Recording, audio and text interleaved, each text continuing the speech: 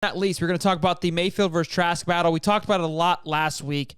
A lot of you loved it. A lot of you were kind of in agreement with Baker. Some of you felt like, nope, it's the Trask show, and are sold in on the Trask show.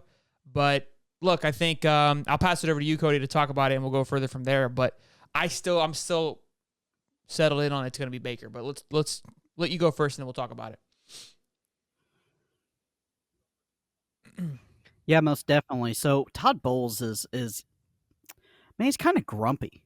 He's just kind of like a grumpy old coach. He's got the gray going on, and he just said, I'm not crowning a winner with no pads on. These guys are essentially playing in shorts and t-shirts. Like I'm not crowning anybody anything, and you can say whatever you want, media, but you ain't getting nothing from me. And that was it, because they were asking him about the quarterback battle and essentially, how's it going? Who's winning?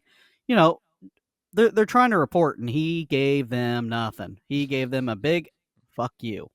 And Yeah. I kind of love it. Obviously that video went viral, right? Of them missing guys wide open. But it seems like it has been cleaned up a little bit. Right now, I would have to say Mayfield is in the lead.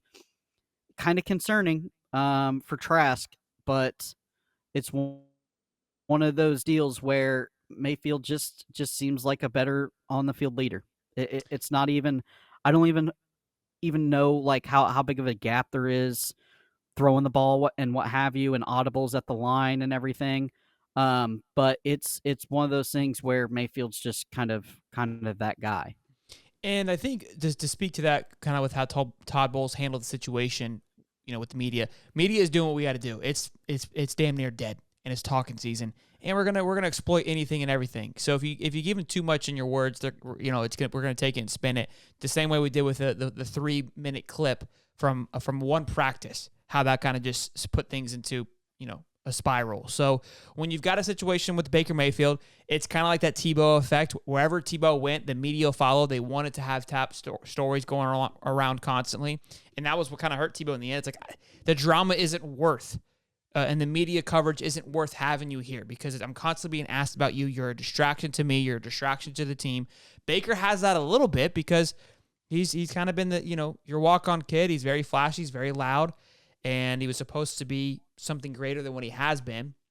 And it feels like this is kind of his last, this is his graduation. This is his walk-off, his send-off. So we'll see how it plays out for him. And again, they're going to be constantly asking. If it was if it was Case Keenum versus Kyle Trask, we wouldn't even be having this conversation. I can promise you. Nobody would care.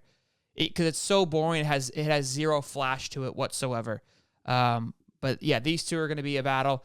And I think he's right. Like, their pads haven't even come on yet. So let's not even get, too worked up about it. But actually, we do have one more thing.